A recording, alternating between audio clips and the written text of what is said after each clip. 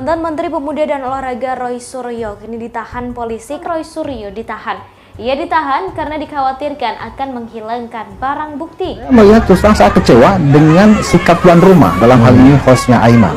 Dan kali ini pasukan Roy Panci CS terus saja berbuat gaduh. Maka dari itu opsi penjemputan paksa adalah pilihan terbaik. Bukan begitu rekan-rekan? Karena kali ini kegaduhan tersebut benar-benar sudah tidak bisa ditoleransi. Bahkan kali ini sang tuan rumah yakni Aiman benar-benar menjadi sorotan. Karena apa? Karena kerusuhan yang baru saja terjadi. Acara benar-benar chaos, perdebatan sama sekali tidak mempertontonkan perdebatan yang sehat rekan-rekan. Tentu saja situasi mencekam ini dipicu oleh perdebatan dan oleh emosi kubu Roy yang memang sepertinya tidak terima kalah debat.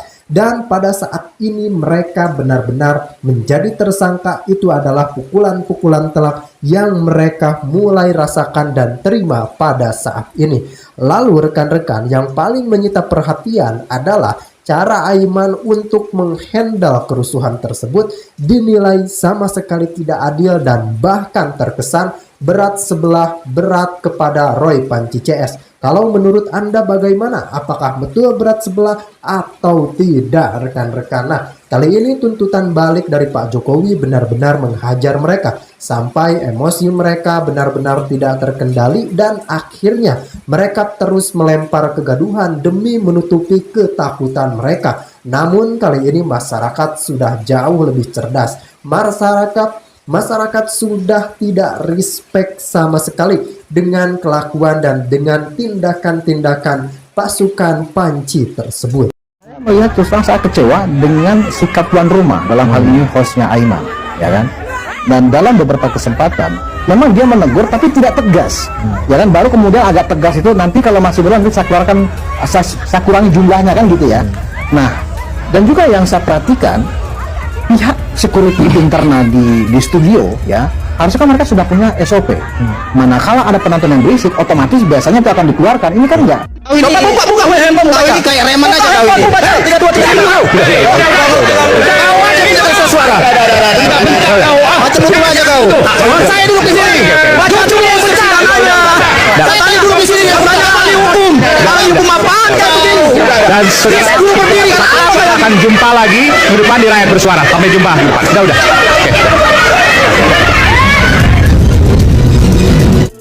Tunggu dulu kita pidana itu bukan jangan kau kayak cacing kepanasan. Coba unsurnya dulu, coba. Ya? Coba unsurnya. Unsurnya apa? Diam dulu. Pasal 3235 unsurnya apa? Bang Aiman ya. Oke, ini kan pengacara. Pidananya apa? Coba. Simpel saja. Enggak usah saya berbicara unsur. Itu Pidana pasal itu ditolak apa tidak, lihat unsurnya, Bos. Anda orang hukum enggak ngerti. Saya bilang laporan lu ditolak kenapa? Saya ingin tanya kepada lu laporin pasal 32 kan, itu kan? Oke, itu terkait dengan apa? Oh, lu tahu nggak terkait? Kalau ngajak tinju, salah alamat dia. Tapi kalau memang dia kalah berdebat, jangan mengajak tinju. Iya. Kalau kalah berdebat, ya lu cari dong yang lebih handal lagi untuk melawan pengacara mawar secara keilmuan. Bukan malah kalau lu debat, lu merasa terhina terus lu ngajak kita berantem. Itu salah. Nah, terus perlu diketahui Bang Budius, sebenarnya esensi trigger terakhir itu pertanyaan saya sangat simpel sekali. Atas pengacara mereka, katanya mereka itu laporan mereka terhadap Andi Aswan relawan Jokowi ditolak. Itu kan sebenarnya di luar konteks, di luar tema kan? Yang harusnya Aiman nggak boleh hadirkan tapi itu. Tapi tetap saya ladenin. Kayaknya mereka sudah koordinasi. Nah, ya kan? makanya dari itu saya bilang laporan lu ditolak kenapa? Saya ingin tanya kepada lu laporin pasal 32 kan, itu kan? Oke, itu terkait dengan apa? Oh, lu tahu nggak terkait? Kan lu pengacara yang kok dikuliahin, apalagi presiden pedes. Iya. Kan saya tanya dulu, saya pengen uji dulu sebelum dia menyimpulkan Andi Aswan melakukan perbuatan pidana kan gitu. Oh ini, saya bilang oke, saya jawab aja manipulasi data, saya bilang gitu kan. Oke, terus unsur-unsurnya nggak, tunggu dulu kau, saya bilang gitu kan. Saya ingin tanya, pasal 32 itu delik aduan atau delik biasa saya bilang itu. Oh, sampai mereka Iya. Kenapa saya tanya itu Bang Budius? Perlu dipahami oleh orang yang paham hukum. Ya. Makanya nggak semua laporan polisi Kalau diterima. pencemaran nama baik delik aduan mestinya. Nah, ya kan? itu tadi berarti kan pelapornya siapa? Bukan Harusnya dia dong. Pak Jokowi. Itu yang saya maksud. Berarti Tapi alasan Polda menolak dia nggak punya make legal sense. standing. Oh. Tapi Nah, langsung di-cut sama mereka. Iya. Biar masyarakat seharusnya paham di situ. Saya ingin kasih tunjuk kepada dia, lu salah laporin Andi Aswan. Nggak nyambung. Yang boleh melaporin Andi Aswan itu Pak Jokowinya. Karena ijazah yang lu tuduh itu ijazah Pak Jokowi. Iya. Kalau Pak Jokowi keberatan dengan Andi Aswan, Pak Jokowi dong yang melaporkan laporin. Andi Aswan. Emang itu ijazah lu? Kan pertanyaannya begitu. Betul. Terus lu ruginya di mana? Kenapa lu yang laporin, orang Pak Jokowinya biasa-biasa aja? Oh. Masa relawannya dilaporin sendiri? Maunya mereka yang laporin, tapi legal standingnya Pak Jokowi. Oh, mungkin karena Bung Pitra menjelaskan ketidaktahuan mereka atau kebodohan mereka, Itulah makanya mereka menutup emosi. malunya Wah. dengan marah-marah. Polda Metro Jaya dalam hal ini Subdit Cyber Direktorat Kriminal Khusus Polda Metro Jaya saat ini sedang melakukan pemeriksaan terhadap Saudara Roy Suryo dengan status pemeriksaan sebagai tersangka. Pastikan bahwa hari ini Rismond dipanggil dan tidak datang. Tidak datangnya kenapa? Ya ada mungkin korengan atau apa, terus nggak tahu. Tapi yang paling pasti ya kita aja tidak dipanggil datang, Bang. Masa lu dipanggil nggak datang, Bang? Nah, sekarang lu mau lari kemana kalau sudah seperti ini? Hah? Lu mau lari kemana bakal kena. Nah, nanti kalau sudah 1, 2, 3 kali dipanggil juga nggak datang juga, nah siap-siap jemput paksa. Yang pasti setiap saya bicara selalu ada gangguan-gangguan dari penonton. Yang ngomong, yang bersorak dan lain-lain sehingga konsentrasi saya terganggu. Kita ini kan sedang dialog dan fokus pada perdebatan. Tiba-tiba di sana ada yang ngomong bilang bodoh, bilang macam-macam lah. Kan kita juga terakhir kan ini kita mau dialog atau kita mau meladenin penonton. Kan seperti itu. Nah, saya sudah ultimatum kepada Mama Berisik ini ya. Karena ini penuh itu semua pendukung mereka semua saya lihat di situ. Mak-mak semua banyak banget, ditambah lagi ada bapak-bapak udah tua-tua segala macam. Aduh, saya menganggap ini kalau saya berhadapan dengan mereka itu nggak layak saya untuk berhadapan dengan mereka karena udah tua-tua dan mama juga gitu, ngapain calain mereka. Saya bilang, ibu bisa diam nggak? Kan ada tuh di segmen pertama itu. Saya lagi bicara, tolong hargai dulu saya bicara. Karena ketika Roy CS bicara mereka diam, hikmat banget mendengarnya. Secara pribadi menyaksikan pernyataan Abdul Ghafur Sangaji yang kita kenal adalah seorang pengacara dari kubu Roy Suryo terkait dengan ugal-ugalannya para penyidik Polda Metro Jaya yang menolak laporan kepolisian Rustam Effendi, seorang tersangka di klaster pertama yang melaporkan Andi Aswan dan Joshua Sinambela telah melakukan rekayasa digital dan kemudian menyebarkan informasi bohong ke publik. Dan apa yang ia katakan bahwa para penyidik tidak punya dasar untuk menolak laporan mereka, dan kemudian kata-kata yang disampaikan oleh Abdul Ghafur Sangaji ini memframing kepolisian sebagai sebuah institusi yang justru melemahkan proses penegakan hukum terkait dengan orang-orang yang di mata kelompok Roy Suryo itu sebagai orang yang mengacaukan sistem-sistem sosial terkait dengan larangan menyebarkan informasi bohong. Saya ingin katakan teman-teman, apa yang disampaikan oleh Abdul Ghafur Sangaji itu sudah di-framing oleh kelompok mereka. Dan karena itu kita tidak bisa begitu saja mempercayai, menelan bulat-bulat pernyataan Abdul Ghafur. Mengapa? Karena sekali lagi kepolisian Indonesia itu sangat profesional, dan ada satu yang tidak disadari oleh Abdul Ghafur Sangaji yang menjadi juru bicara Rustam Effendi yang terus ngotot memframing bahwa ijazah Jokowi itu palsu, yaitu bahwa para penyidik sudah menengarai ada satu yang tidak disadari oleh kelompok Roy Suryo ini, yaitu soal moralitas publik, etika publik, yang itu terkait dengan motivasi dari siapapun, ya, siapapun yang punya motivasi yang tidak baik, yang motivasinya itu adalah motivasi palsu untuk menjatuhkan harkat martabat orang lain, maka para penyidik berhak untuk menolak laporan yang mereka sampaikan. Jadi tidak benar kalau dikatakan bahwa para penyidik kepolisian, khususnya pimpinan yang berada di atas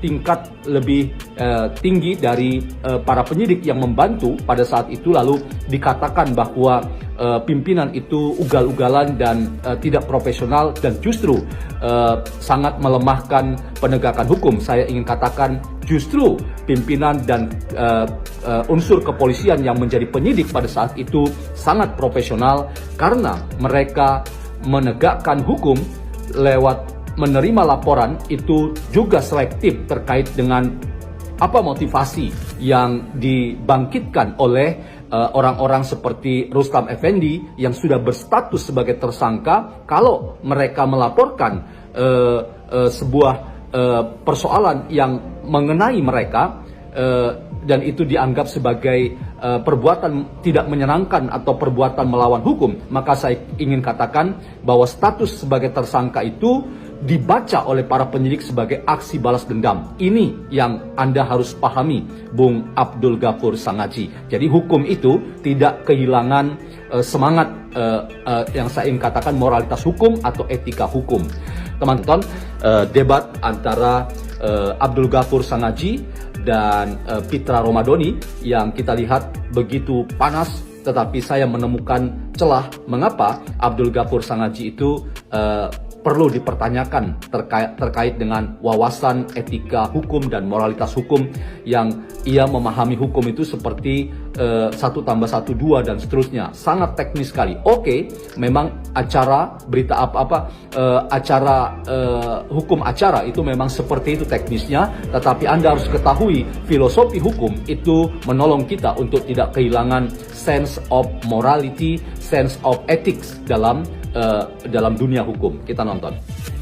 Saya challenge penyidik Polda Metro Jaya. Yang kami laporkan itu kalau dalam hukum pidana itu ada 3 hal.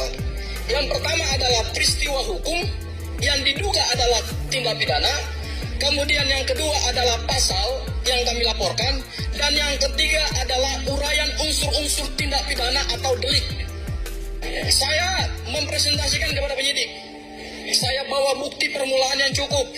Saya presentasikan unsur-unsur pidananya, pasal 32 dan pasal 35. Saya presentasikan juga pasal 32 dan 35 berdasarkan unsur deliknya. Lalu kemudian kami berdebat. Begitu kami berdebat, penyidik mengatakan kepada kami, kalau begitu Mas, sebentar, saya keluar, saya telepon dulu pimpinan. Begitu masuk lagi setelah telepon pimpinan, apa yang dijawab oleh penyidik? Mas, ini tidak bisa kami terima. Kenapa? Arahan pimpinan karena 1, dugaan tindak pidananya tidak ada. 2, unsur pidananya tidak terpenuhi. Dan ketiga, ini praduga. Saya jawab 3-tiganya, saya berdebat. Saya bilang panggil perwira. Jadi Anda ini siapa? Penyidik pembantu. Saya minta pimpinan perwiranya ke sini. Saya berdebatlah dengan perwiranya. Saya bilang kalau hari ini konstruksi Polda Metro Jaya adalah ini berdasarkan asumsi, maka rusaklah penegakan hukum kita. Kenapa? Karena pidana itu dimulai dari adanya praduga, adanya asas dugaan tindak pidana. Kami menduga boleh dong. Boleh dalam hukum pidana itu sah. Kan tersangka itu kan seseorang yang diduga. Itu 1. Kami duga berdasarkan apa yang dia sampaikan di sini. Hal yang kedua, kalau unsur pidananya tidak terpenuhi, saya jelaskan kepada penyidik berdasarkan unsur-unsur delik pasal 32 dan pasal 35. Kemudian dia katakan buktinya tidak cukup. Saya bilang ini bukti permulaan. Kami punya bukti, ada saksinya nanti. Tugas penyidik adalah melakukan pemeriksaan terhadap alat bukti, bukan menolak. Jadi jangan pernah menolak alat bukti kami. Akhirnya yang terjadi kemudian keluar. Jadi sampai sekarang tidak ada. Keluar lagi, masuk terakhir. Karena mungkin sudah jam 10 malam, saya bilang, Pak Perwira, tolong masuk lagi karena ini sudah jam 10 malam, tidak bisa seperti ini penegakan hukum. Berapa jam Anda melaporkan itu? Mungkin sekitar dari jam 2 siang sampai jam 10 malam. 8 jam? 8 jam. Oke. Apa jawaban pimpinan terakhir? Apa jawaban penyidiknya terakhir? Pak, ini arahan pimpinan. Oke, masuk ya. Saya bilang kepada penyidiknya, hari ini kita sama-sama harus sepakat bahwa Anda menolak laporan Pak Rustam Effendi terhadap 2 orang, yaitu saudara Andi Azwan dan Joshua Sinambela, itu bukan karena satu, alat buktinya tidak terpenuhi, deliknya tidak ditemukan, kemudian tidak ada peristiwa hukumnya, tetapi Anda tolak karena arahan pimpinan, dan itu kita sepakat bersama. Saya tanya, arahan pimpinannya siapa? Wakil Direktur Tindak Pidana Cyber Polda Metro Jaya, Wadir, itu disebutkan kepada kami. Dan saya bilang, kalau begitu saya pinjam pernyataan Anda, saya akan sampaikan ini kepada publik. Bahwa Polda Metro Jaya melakukan penegakan hukum tidak berdasarkan due process of law. Ya teman-teman, saya potong di situ supaya Anda nanti bisa lebih lengkapnya menemukannya di acara Rakyat Bersuara. Tapi saya menemukan beberapa insight untuk kita dudukkan secara baik. Nah, saya memberikan catatan seperti yang saya katakan di awal tadi, bahwa Abdul Ghafur Sangaji begitu sangat berapi-api dalam menjelaskan ya apa yang terjadi pada waktu proses pelaporan yang disampaikan kepada para penyidik, dan ia berdebat katanya dengan penyidik pembantu, dan apa yang disampaikan kemudian ia bisa bertemu dengan Wakil Direktur Tindak Pidana Umum, dan kemudian terjadi perdebatan juga sampai ujungnya akhirnya memang ditolak laporan dari Rustam Effendi. Nah, ada yang menurut saya tidak diakui atau tidak disebut secara sadar oleh Abdul Ghafur Sangaji, yaitu pertama, bahwa status Rustam Effendi itu adalah orang yang menjadi tersangka. Nah, ini juga problematis, dan kalau kita lihat debat-debat atau diskusi-diskusi yang terjadi di publik, dan itu juga dilihat dalam media-media sosial kita, orang yang berstatus tersangka itu dalam tanda kutip hati-hati untuk tidak bisa melaporkan orang lain, karena akan dibaca, sekali lagi teman-teman, akan dibaca itu sebagai aksi balas dendam. Karena pokok masalah belum selesai, kemudian ada masalah baru yang dimunculkan. Ini yang kemudian harus dilihat secara komprehensif utuh, agar persoalan ini tidak kemudian menyudutkan pihak kepolisian, seolah-olah kepolisian ugal-ugalan dan menegakkan hukum tidak berdasarkan due process of law. Dan ini yang selalu di-framing begitu saja untuk menggiring opini seolah-olah kepolisian itu adalah pihak yang dalam tanda kutip ugal-ugalan dan tidak memahami prosedur hukum atau hukum acara yang disebut oleh Abdul Ghafur Sangaji, bahwa kami itu melaporkan karena terjadi perbuatan melawan hukum dan ini pidana.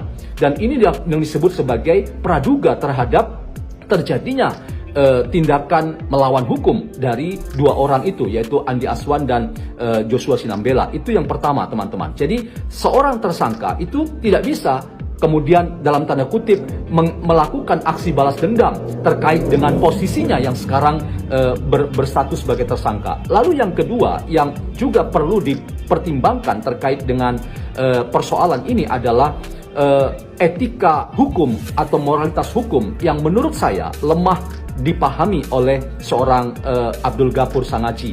Ia hanya memaknai hukum itu begitu teknis, hukum itu terkait dengan hukum tata cara hukum acara pidana atau perdata, tergantung kasusnya. Tetapi hukum itu tidak seperti itu, teman-teman dan Anda, Bang Abdul Ghafur. Ada dimensi yang selama ini tidak dipertontonkan dengan baik, dan itu memang terkait dengan intuisi. Jadi terkait dengan subjektivitas dari seorang penyidik untuk menakar apakah sesuatu itu layak untuk diterima atau ditolak. Jadi etika hukum dan moralitas hukum itu harus dikedepankan juga, seiring dengan catatan-catatan yang juga muncul dalam proses diskusi-diskusi di komisi atau komite reformasi kepolisian yang dipimpin oleh Profesor Jimli Asidiki agar penegakan hukum tidak kehilangan etika hukum atau moralitas hukum, yang itu penting sekali untuk menolong kita memahami bahwa hukum itu bukan hitam putih saja, tetapi ada dimensi hukum yang terkait dengan etika dan moralitas, yang itu kemudian akan ditangkap oleh para penyidik sebagai sesuatu yang tidak boleh. Sekali lagi ada hubungan dengan catatan saya yang pertama, yaitu aksi balas dendam terkait dengan penegakan hukum yang sedang dilakukan terhadap 8 orang tersangka dalam hal ini, yaitu Rustam Effendi yang berstatus sebagai tersangka. Jadi teman-teman, inilah yang kemudian saya rasa perdebatan yang terjadi dengan Pitra Ramadhani hampir baku pukul, orang bilang begitu.